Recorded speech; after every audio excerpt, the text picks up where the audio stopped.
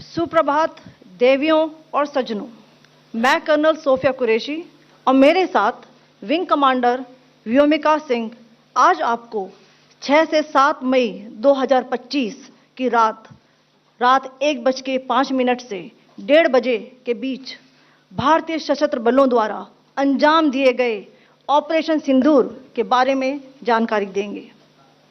Operation सिंदूर 22 अप्रैल को पहलगाम में हुए विभत्स आतंकवादी हमले के शिकार मासूम नागरिकों व उनके परिवारों को न्याय देने के लिए लॉन्च किया गया था। इस कार्रवाई में 9 टेररिस्ट कैंप्स को टारगेट किया गया और पूरी तरह से इसे बर्बाद किया गया।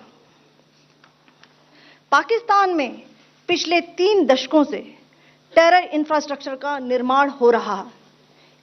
इसमें recruitment, indoctrination centres, training areas व लॉन्च पैड शामिल थे, जो पाकिस्तान और पाक अधिकृत जम्मू कश्मीर POJK दोनों में फैले हैं। Operation Sindoor was launched by Indian Armed Forces to deliver justice to the victims of Pahalgam terror attack and their families. 9 terrorist camps were targeted and successfully destroyed.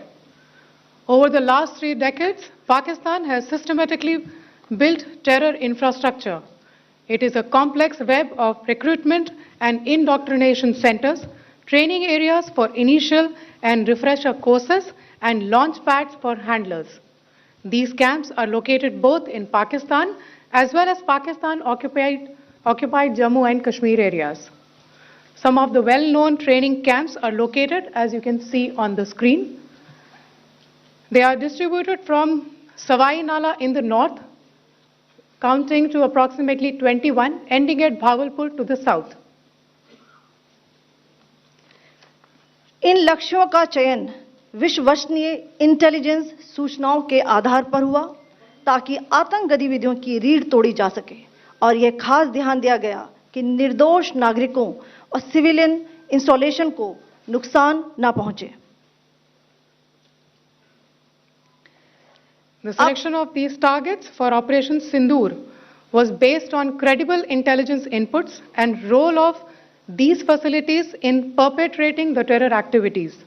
The locations were so selected to avoid damage to civilian infrastructures and loss of any civilian lives. This was done with due diligence, and the camps selected for targeting and their engagement will now be shown to you one by one. POJK के target मैं आपको बताना चाहूंगी। सबसे पहले सवाई नाला camp Muzaffarabad, जो कि POJK के लाइन ऑफ कंट्रोल से 30 किलोमीटर दूर है। यह एक लश्कर-ए-तौयबा का ट्रेनिंग सेंटर था। 20 अक्टूबर 2024 सोनमर्ग, 24 अक्टूबर 24 गुलमर्ग, 22 अप्रैल 2025 पहलगाम, इन हमलों के आतंकियों ने यहीं से प्रशिक्षण लिया था।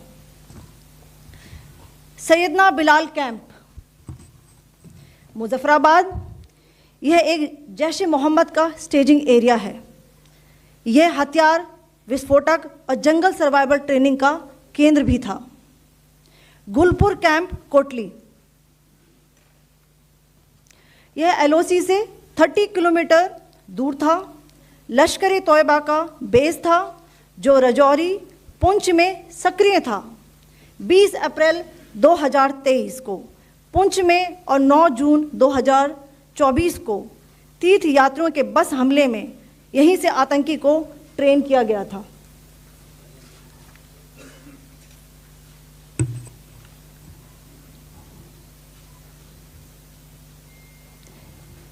बरनाला कैंप बिम्बर, यह LOC से 9 किलोमीटर दूर है।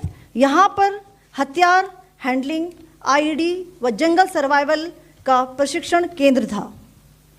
अब्बास कैंप कोटली,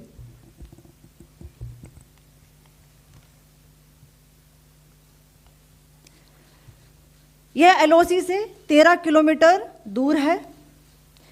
लश्कर-ए-तौयबा का फिदाइन यहाँ तैयार होता था। इसकी कैपेसिटी 15 टेररिस्ट को ट्रेन करने की थी।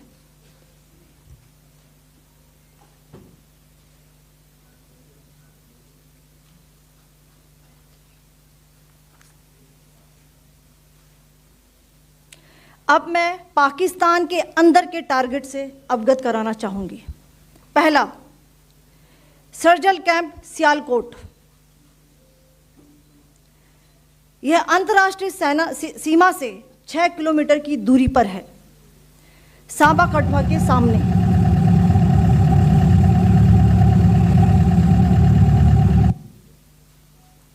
मार्च 2025 में जम्मू एंड कश्मीर पुलिस के 4 जवानों को की जो हत्या की गई थी, उन आतंकवादियों को इसी जगह पर ट्रेन किया गया था। दूसरा, महमूना जाया कैंप सियालकोट।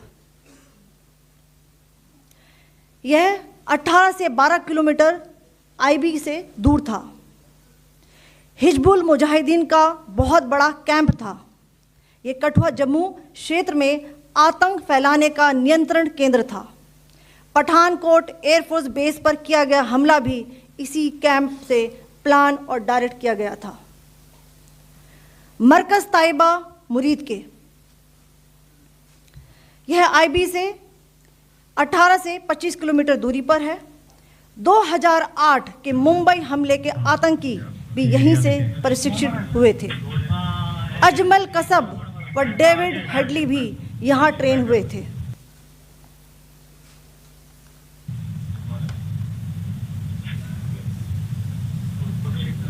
आगे दूसरा आया।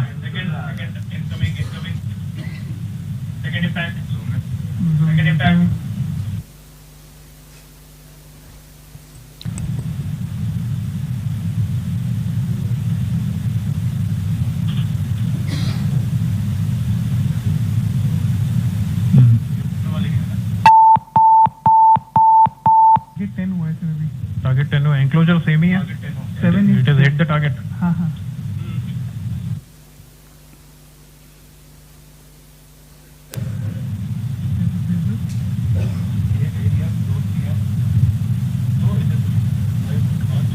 आ गया sir, impact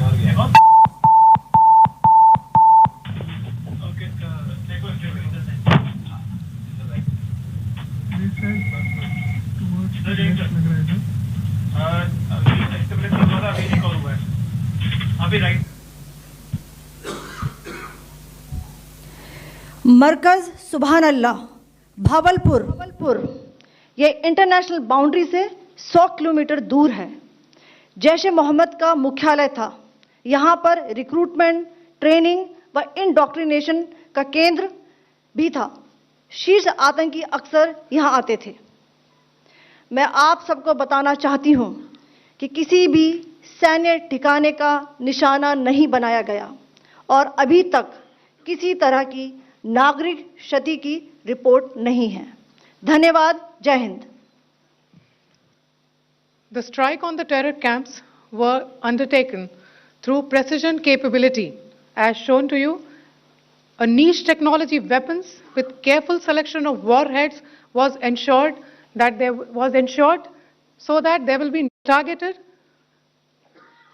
India has demonstrated considerable restraint in its response.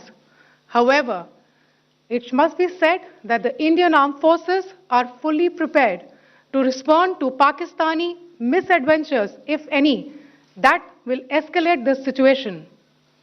Jai Hind, and thank you very much.